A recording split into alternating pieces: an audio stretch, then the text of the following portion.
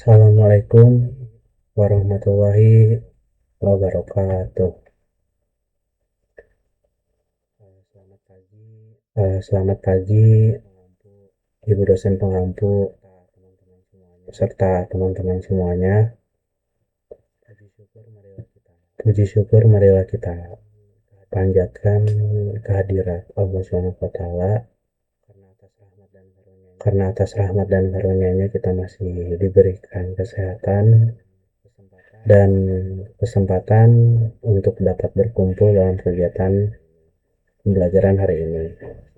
Pada kesempatan ini, izin memperkenalkan diri. Nama saya Muhammad Ihsan Alvin Pratama dengan NIM 2250191052 dari kelompok 3. Di sini saya akan mempresentasikan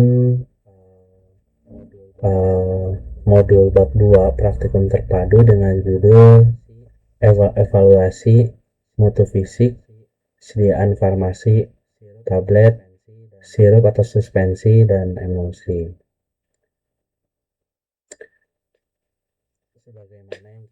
Sebagaimana yang kita tahu bahwa mutu fisik ini merupakan salah satu aspek yang paling penting dalam suatu pengembangan dan produksi sediaan farmasi. Sebuah obat tidak hanya harus mengandung dosis zat aktif saja,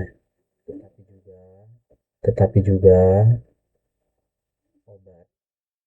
obat harus memiliki stabilitas fisik, keseragaman, dan penampilan yang baik agar dapat memberikan efek terapeutik yang optimal serta yang dapat diterima oleh pasien.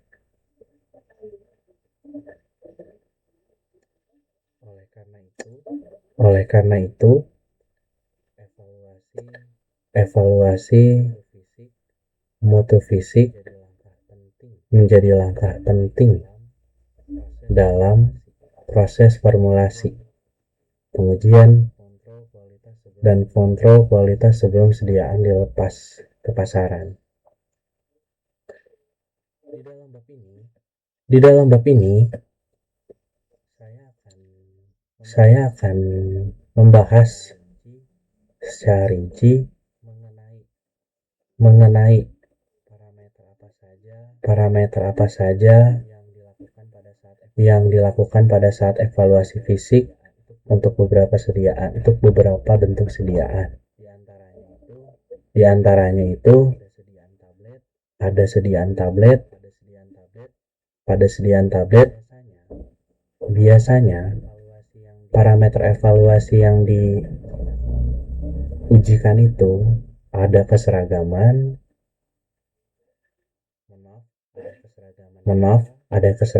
massa, dimensi, kekerasan, viabilitas, waktu hancur, dan pelepasan obat.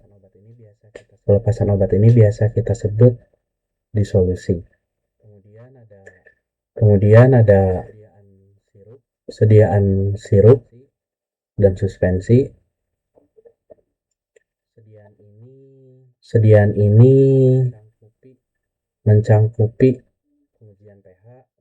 pengujian pH, viskositas, densitas, ukuran partikel, serta stabilitas redispersi. Kemudian yang terakhir ada sediaan emulsi. Dalam sediaan emulsi ini yang akan dibahas dari segi persyaratan stabilitas fisik, contohnya seperti ukuran globul, homogenitas, viskositas, serta faktor-faktor penyebab ketidakstabilan. Contohnya seperti cracking, creaming, flokulasi, dan sedimentasi. Selain itu juga, di sini saya akan menjelaskan fungsi dan prinsip kerja berbagai instrumen uji seperti viskometer, variabilator, dissolution tester, hardness tester, moisture analyzer, serta tape density yang digunakan dalam proses evaluasi mutu. Dengan kita memahami fungsi setiap alat ini, kita dapat mengetahui bagaimana parameter fisik diuji dan mengapa hasil pengujian tersebut penting bagi kualitas akhir suatu produk farmasi.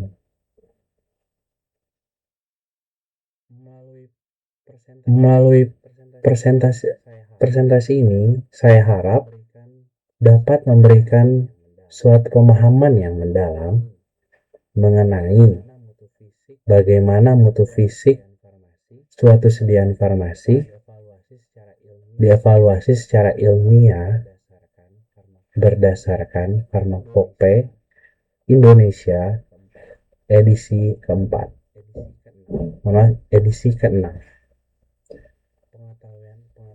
Pengetahuan ini diharapkan dapat menjadi dasar penting bagi kita semua sebagai calon apoteker dalam menjamin kualitas dan keamanan obat yang beredar di masyarakat.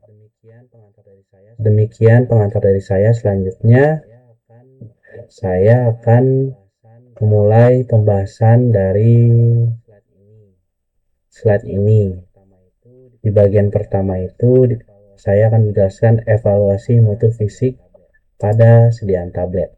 Baik, selanjutnya di sini ada soal-soal TSP dari modul praktikum terpadu. Yang pertama itu soalnya ada sebutkan dan jelaskan parameter evaluasi fisik utama yang harus dilakukan pada sediaan tablet dan sirup atau suspensi berdasarkan Farmakope Indonesia, termasuk kriteria penerimaannya.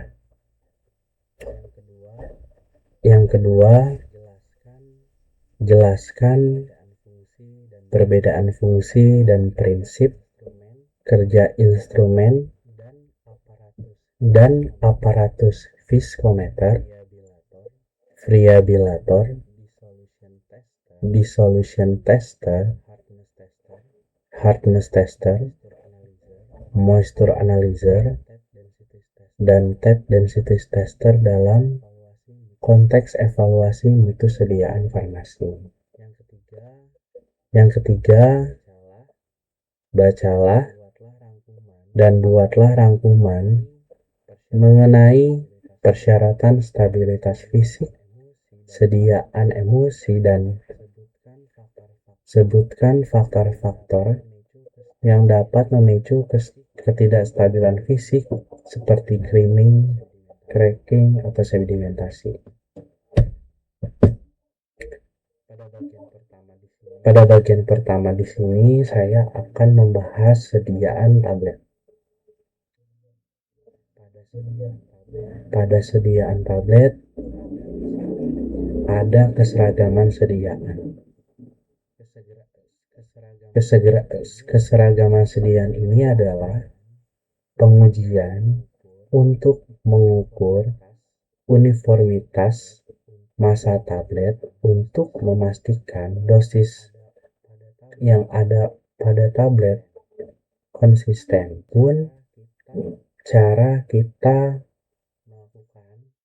melakukan pengujian pada sediaan tablet ini. Caranya adalah diukur dengan menimbang tablet secara individual. Kita di sini membutuhkan 20 tablet yang ditimbang secara individu. Kemudian, dari masing-masing hasil tablet yang ditimbang ini, kita hitung rata-ratanya. Jika ada perbedaan dari setiap tablet yang kita timbang, hal itu menunjukkan masalah formulasi seperti segregasi partikel. Kemudian di sini juga disebutkan ada syarat penerimaan suatu obat. Jadi di sini tuh dari hasil 20 tablet yang kita timbang ini tidak boleh ada lebih dari 2 tablet yang menyimpang atau bisa kita disebut di atas 5% dari rata-rata. Kemudian tidak ada yang di atas 10% untuk tablet yang beratnya lebih dari 130 mg. Kemudian jika kurang dari 80 mg, toleransinya itu lebih ketat. 7 sampai 7,5%.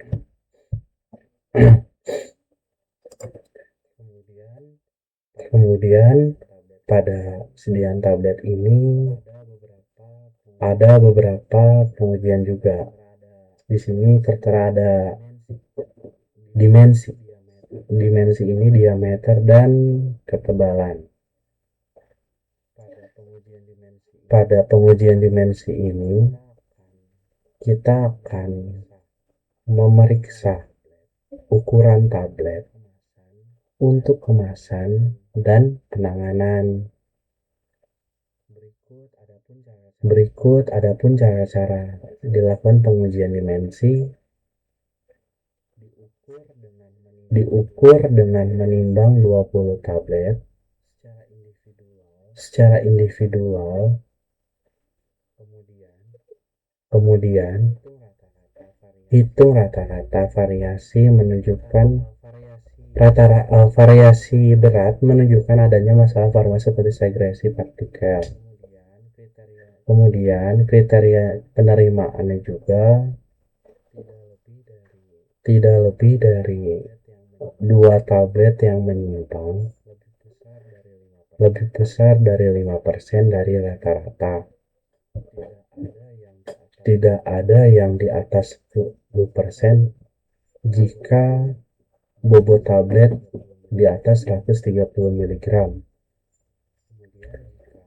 Kemudian jika kurang dari 80 mg, toleransi akan lebih ketat, kurang lebih 7,5%. Hal ini dikutip dari buku Farmakope Indonesia edisi keempat bab 2 A.1 halaman 125.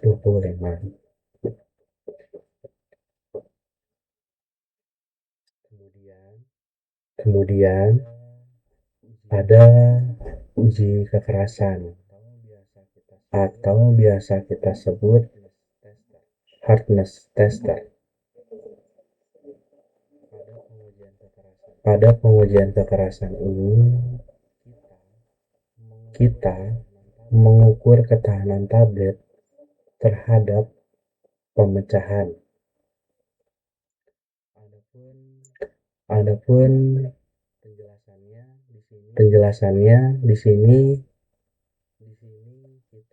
sini kita akan menggunakan hardness tester untuk mengukur gaya kilogram per centimeter kubik. Yang diperlukan untuk memecah tablet penting untuk ketahanan selama pengiriman.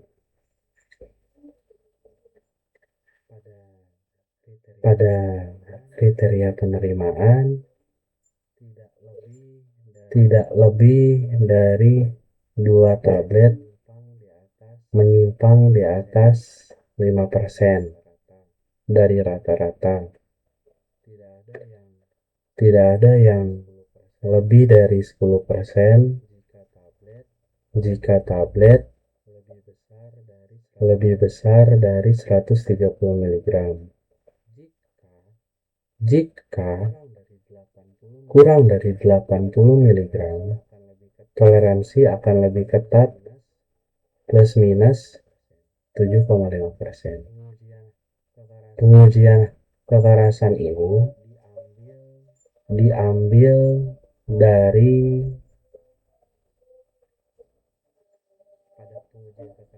pada pengujian kekerasan ini kita dapat mengetahuinya dari Farmakope Indonesia edisi ke-6 bab 3 B.2 halaman 467.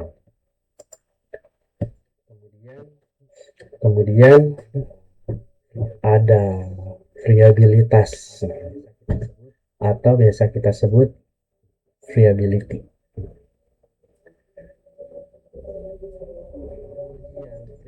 Pengujian friabilitas ini kita akan memeriksa ukuran tablet untuk kemasan dan penanganan. Adapun penjelasannya di sini. Caranya itu, tablet diputar dalam friabilator sebanyak 100 kali selama 4 menit. Kemudian, jika ada bobot yang hilang, kita harus menghitung. Kemudian kita harus menilai integritas selama manufaktur atau pengiriman. Adapun syarat penerimaannya di sini, hilang bobot kurang dari 1%, kecuali tablet lapisan gula boleh kurang dari 0,5%. Pengujian friabilitas ini saya temukan referensinya di dalam Farmakope Indonesia edisi ke-6 bab 2 A1 halaman 127. Kemudian ada bab 3 B.3 halaman 470. Kemudian di sini juga ada pengujian disintegran. Pada pengujian disintegran ini kita mengukur waktu tablet hancur menjadi partikel kecil di media cair. Penjelasannya menggunakan alat disintegrasi dengan air atau media simulasi 37 derajat Celcius penting untuk bioavailabilitas. Kemudian ada syarat penerimaannya kurang dari 15 menit itu untuk tablet konvensional, kurang dari 30 menit untuk tablet lapis enterik. Pengujian disintegran ini referensinya ada di buku Farmakope Indonesia edisi ke-6 bab kedua A.1 halaman 128,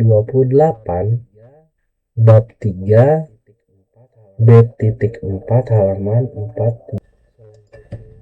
Selanjutnya ada pengujian obat atau biasa kita disebut dissolution. Pada pengujian pelepasan obat ini kita menguji laju pelepasan zat aktif dalam medium in vitro. Pada penggunaannya, Deal Solution ini biasanya memakai metode paddle atau basket method untuk mengukur persen obat yang larut di dalam waktu tertentu. Kemudian ada syarat penerimaannya di atas 80% obat larut dalam 30 sampai 60 menit tergantung monografi spesifiknya. Pengujian di solusi ini diambil dari buku Farmakope Indonesia edisi keempat bab 2 A.1 halaman 130, bab 3 B.5 halaman 475. Kemudian ada pengujian pH. Pengujian pH ini digunakan untuk mengatur keasaman untuk stabilitas dan iritasi mukosa. Pengujian pH ini diukur dengan alat yang biasa kita sebut pH meter. Biasanya sirup ini ketika dicek pH itu cenderung netral. Untuk suspensi disesuaikan karena untuk mencegahnya terjadi hidrolisis. Kemudian ada syarat penerimaannya. Sirup 4,5 sampai 7 pH-nya itu. Untuk suspensi pH-nya itu 5 sampai 7,5. Itu pun tergantung zat aktif apa yang digunakan terhadap suspensi tersebut. Pada pengujian pH ini kita dapat melihat literaturnya ini di dalam buku Farmakope Indonesia edisi ke-6 bab 2 B2 halaman 202. Kemudian pada sediaan sirup atau suspensi ada pengujian yang dinamakan viskositas. Viskositas ini biasanya kita sebut dengan pengukuran aliran untuk memudahkan pemberian suatu obat terhadap pasien. Alat yang digunakan untuk viskositas dinamakan viskometer. Di dalam viskometer tersebut kita tahu bahwa obat akan larut di dalam tubuh itu dengan kentalan yang berapa. Kemudian di sini ada kriteria penerimaannya. Untuk centipoise suspensi itu di angka 50 sampai 500 tergantung formulasi. Untuk sirup centipoise-nya itu di atas 100 untuk mencegah kristalisasi. Pengujian viskositas juga kita bisa lihat literaturnya di dalam buku Farmakope Indonesia edisi ke-6 bab 2 B2 halaman 203, bab 3 C.1 halaman 552. Kemudian pada evaluasi pengujian sediaan sirup itu ada uji densitas atau biasa kita sebut berat jenis. Densitas ini untuk mengukur aliran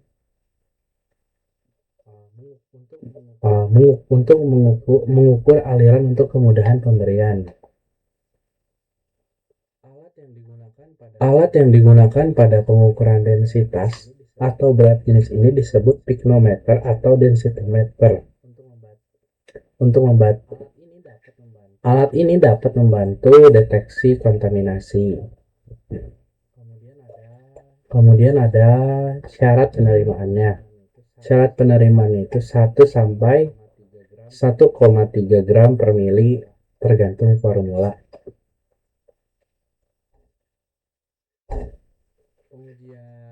Pengujian density atau berat jenis ini biasanya dapat dilihat dari literatur di buku Farmakope Indonesia di edisi ke-6 bab 2 B.2 halaman 204.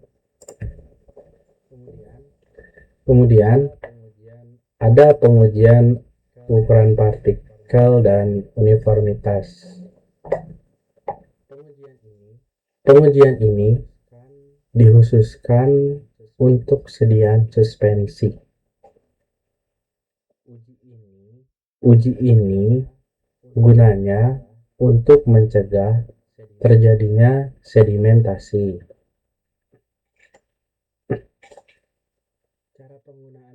Cara penggunaan uji partikel atau uniformitas ini kita menggunakan alat yang dinamakan mikroskop atau laser diffraction. Kemudian kriteria penerimaannya itu harus di atas 90% partikel, kurang dari 10 mikrometer, uniformitas konten kurang lebih 15%.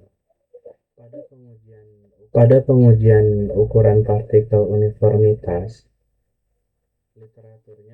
literaturnya ada di buku Farmakope edisi ke-6 bab 2.B2 halaman 205, kemudian bab 3 C.2 halaman 525. Kemudian pada sediaan sirup dan suspensi ada pengujian waktu sedimentasi atau redispersibility. Untuk pengujian kestabilan suspensi.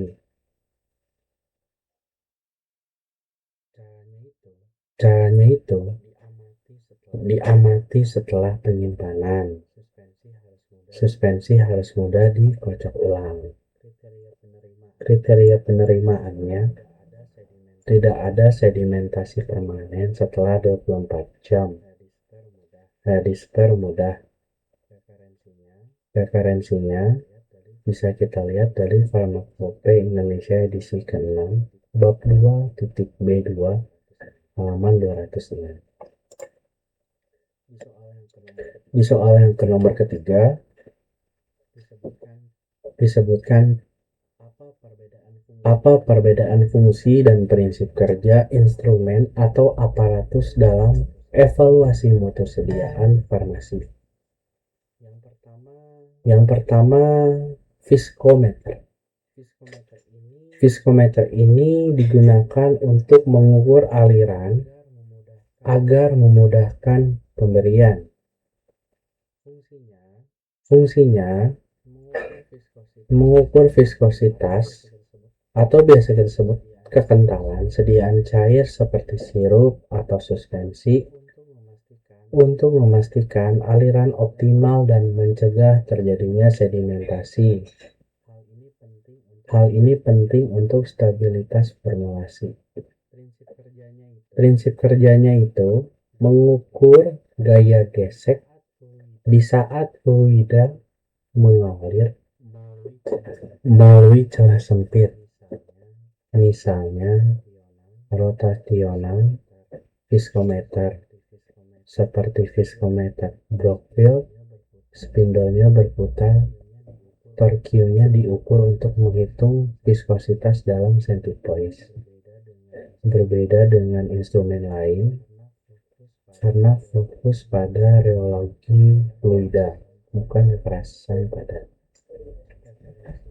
Referensinya itu Farmakopeia Indonesia, bab 6, bab 3, C.1, halaman 522, digunakan untuk suspensi agar viskositas kurang dari lebih dari 50 centipoise. Kemudian ada ini alat yang dinamakan preabilator. Preabilator ini mengukur aliran untuk kemudahan pemberian. Fungsinya menguji friabilitas tablet atau kapsul untuk ketahanan abrasi selama manufaktur atau pengiriman, memastikan integritas fisik. Prinsip kerjanya, drum berputar 25 rpm, 100 putaran per 4 menit, tablet jatuh 6 inci per putaran, bobot hilang, dihitung persen friabilitas. Berbeda karena mensimulasi stres mekanik bukan aliran atau lepasan langsung. Kemudian ada alat yang dinamakan moisture analyzer. Fungsinya mengukur kadar air dalam bubuk atau granul tablet untuk mencegah degradasi hidrolitik atau mikrobial. Prinsip kerjanya itu infrared atau IR atau loss on drying. Sampel dipanaskan sampai suhunya 105 derajat Celcius. Kemudian berat hilang, dihitung persen moisture. Berbeda karena thermal base fokus pada kestabilan kimia fisik. Referensinya Farmakopeia Indonesia bab ke-6, bab 3, A.1, halaman 450.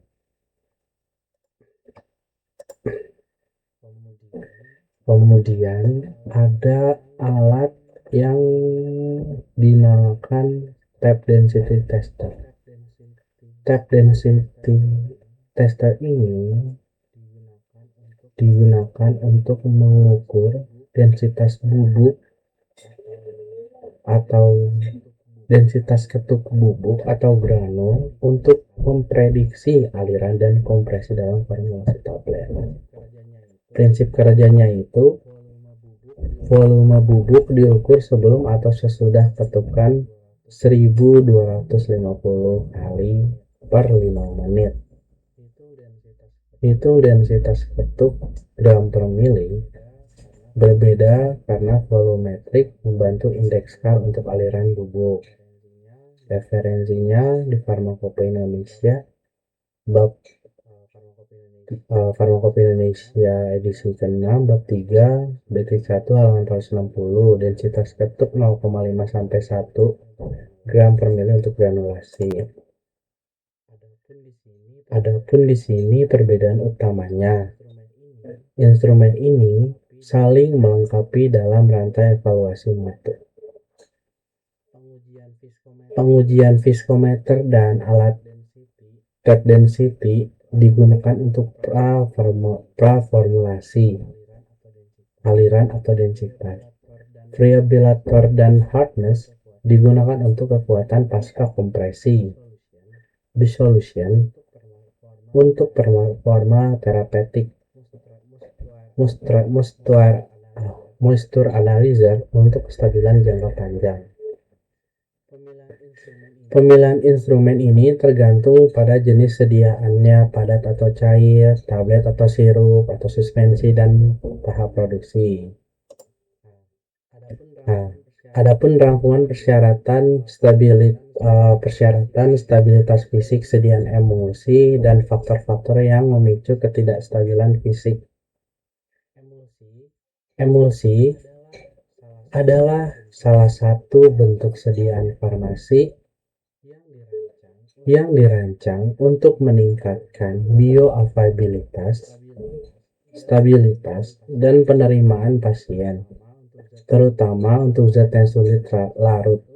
Selain itu, emulsi yaitu sistem dispersi minyak OPW atau WPO, atau bisa kita sebut oil per water atau water in oil, yang stabil secara fisik untuk memastikan uniformitas dosis dan umur simpan.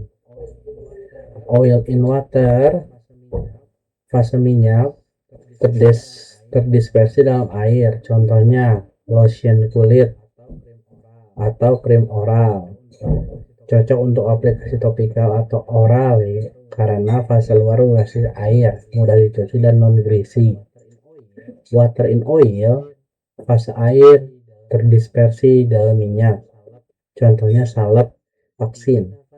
Digunakan untuk efek oklusif penyumbatan pada kulit kering tapi sulit dicuci. Jenis lain itu multiple emulsion water in oil in water atau OWO untuk pengiriman obat terkendali meskipun kurang umum di FDA. Adapun persyaratan stabilitas fisik utama, homogenitas atau keseragaman ini, emulsi harus homogen tanpa pemisahan fase creaming atau sedimentasi setelah pengujian uji sentrifug 3000 rpm 30 menit. Emulsi harus menunjukkan keseragaman yang baik, tidak menunjukkan pemisahan fase yang jelas dan partikel globul. Fase terdispersi harus mendistribusi secara merata. Kemudian ada uji viskositas. Viskositas harus dipertahankan dalam batas yang memadai untuk menunda atau mencegah ketidakstabilan seperti creaming atau sedimentasi, namun tetap mudah dituang. Pada uji sentrifugasi atau pengocokan, sediaan harus tetap stabil dan homogen setelah diberi perlakuan sentrifugasi atau dikocok secara berulang. Menunjukkan ketahanan terhadap stres fisik. Ukuran globul. Pada ukuran globul ini, ukuran tetesan fase terdispersi harus dipertahankan dalam rentang yang sesuai untuk emulsi, biasanya 0,1 sampai 100 mikromili, untuk mempertahankan penampilan, viskositas, dan laju disolusi absorpsi yang konsisten. Untuk creaming, ada di dalam penyebabnya itu perbedaan rapat jenis atau densitas antara fase terdispersi dan fase pendispersi. Globul fase terdispersi bergerak ke atas jika rapat jenisnya lebih kecil dari medium atau ke bawah jika lebih besar. Hal ini di bawah pengaruh gravitasi atau hukum Stokes. Hasilnya, terbentuk lapisan terkonsentrasi di permukaan atau dasar, tetapi emulsi masih dapat terdispersi kembali dengan pengocokan. Ada cracking atau pecah, penyebabnya itu film interfacial atau lapisan zat pengemulsi yang mengelilingi globul menjadi pecah atau melemah. Hasilnya jadi coalescence. Coalescence itu adalah penggabungan dua atau lebih globul yang berdekatan menjadi globul yang lebih besar. Cracking atau pecah ini adalah tahap akhir di mana coalescence terus berlanjut hingga seluruh lapisan fase terdispersi terpisah dari fase pendispersi atau terjadi pemisahan total dan tidak dapat dikembalikan dengan pengocokan. Kemudian ada sedimentasi. Penyebabnya ini sama seperti creaming, perbedaan rapat jenis, tetapi istilah ini lebih umum digunakan untuk suspensi. Pada emulsi seringnya merujuk pada pemisahan di mana fase yang lebih berat mengendap. Ada flocculating. Penyebabnya itu globul-globul fase terdispersi saling tarik-menarik dan membentuk agregat longgar atau flock, tetapi batas antar globul tetap dipertahankan. Hasilnya, meningkatkan laju creaming atau sedimentasi karena ukuran partikel efektif menjadi lebih besar. Berikut pustakanya di Farmakope Indonesia edisi ke-6 tahun 2022. Sekian presentasi dari saya. Mohon maaf jika ada kata-kata yang kurang tepat atau kata-kata yang dapat menyinggung hati semuanya. Mohon dimaafkan. Sekian dari saya. Wassalamualaikum warahmatullahi wabarakatuh.